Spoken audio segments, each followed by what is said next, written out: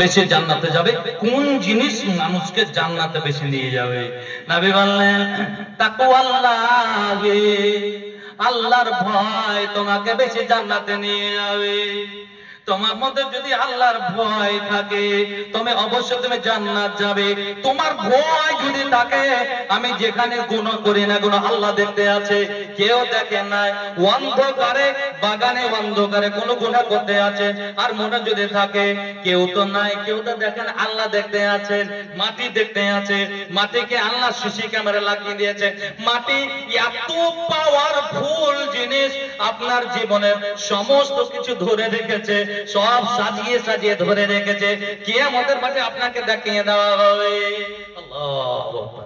তাকওয়াল্লাহ, বুঝতে পেরেছেন? ওয়া হুসনুল খুলক, বুঝতে পেরেছেন? 2 নম্বর হচ্ছে উত্তম চরিত্র। কিয়ামতের মাঠে দাড়ি পাল্লাতে নবী মুহাম্মদ রাসূলুল্লাহ সাল্লাল্লাহু আলাইহি ওয়াসাল্লাম বলছেন, দাড়ি পাল্লাতে মানুষের সবচেয়ে ওজন যেটা বেশি হবে সেটা হলো চরিত্র, উত্তম চরিত্র। আপনি একটু নবীর উম্মত, একটু ফলো করুন, একটু ফলো করুন। তাহলে কি, যে দুটো জিনিস জান্নাতে মানুষকে নিয়ে যাবে, 1 নম্বর হচ্ছে আল্লাহর ভয়, 2 নম্বর হচ্ছে আপনার চরিত্র। আপনার চরিত্র যদি ভালো থাকে আপনি ইনশাআল্লাহ জান্নাত পাবেন।